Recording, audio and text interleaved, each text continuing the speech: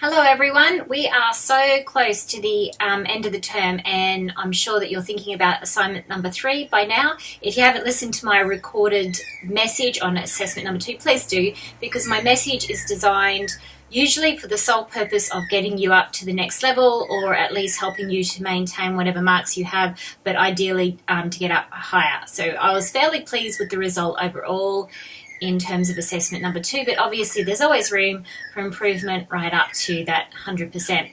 So looking at this week's topic, it was very quiet on discussion board, which I'm not surprised at this point in time, but if you're out there listening, I thought I might use this week's topic and this video to try and give you some ideas on how you might approach assessment number 3. In a lot of ways, assessment number 3 is quite similar to assessment number 2, but going into a lot more depth, which means really think in terms of theory and examples and linking the two together.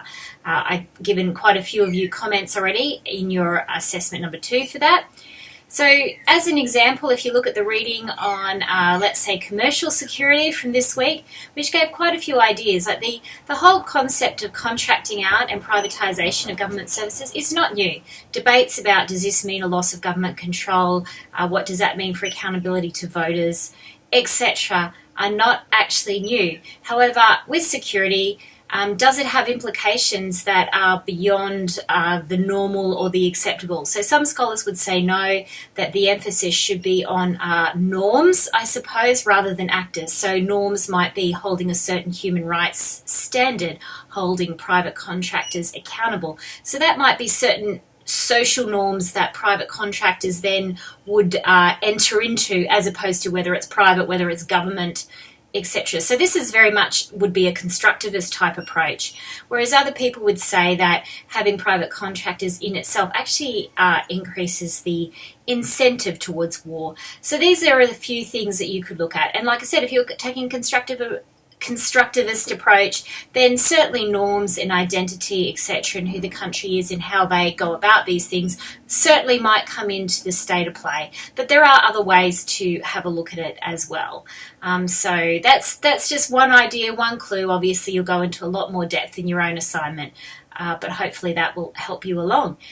Please, if you want to send me a plan, just some dot points, no more than one page, do that.